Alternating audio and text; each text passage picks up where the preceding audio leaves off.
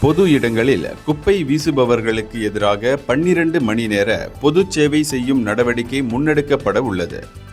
குறிப்பாக கால்வாய்களை சுத்தம் செய்வது, பொது கழிப்பறைகளை கழுவுவது, செடிகளை வெட்டுவது ஆகியவை தண்டனைகளாக வழங்கப்படும் என வீடமைப்பு ஊராட்சித்துறை அமைச்சர் ngakoor ming எச்சரித்தார்.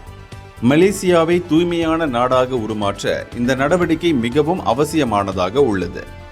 கார்களில் செல்லும் போது சாலைகளில் குப்பை போடுவது, குப்பை தொட்டி இருந்து கண்ட இடங்களில் வீசுவதும் உள்ளிட்ட செயலை புரிபவர்களுக்கு இந்த தண்டனைகள் அவசியமானதாக உள்ளது.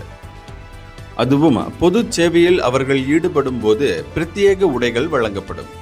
2026 மலேசிய சுற்றுலா திட்டத்திற்கு இது பெரிய அளவில் நன்மை கொண்டு வரும். வெளிநாட்டினர் மத்தியில் மலேசியா தூய்மையான நாடாக காட்சியளிப்பது அவசியமாகும். இதற்கான சட்ட திருத்தம் விரைவில் நாடாளுமன்ற மக்களவையில் தாக்கல் செய்யப்படும். அதன் பின்னர் அதனை உடனடி அமலுக்கு கொண்டு வருவதாக இப்போவில் நடைபெற்ற நிகழ்ச்சியொன்றில் பேசிய ngakoor ming கூறினார். இந்தியர்களின் இதய குரல் மக்களோசை.